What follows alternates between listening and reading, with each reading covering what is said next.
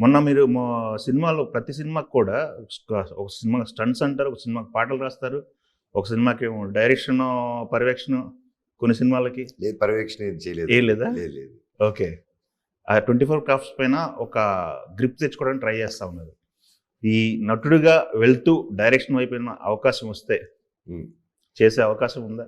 Definitely అండి. Already ఎందుకంటే అహం బ్రహ్మాస్మి అనే దానికి ఒకటి వర్క్ స్టార్ట్ చేశారు. అవును, అది అట్లా ఉండిపోయింది ప్రాజెక్ట్.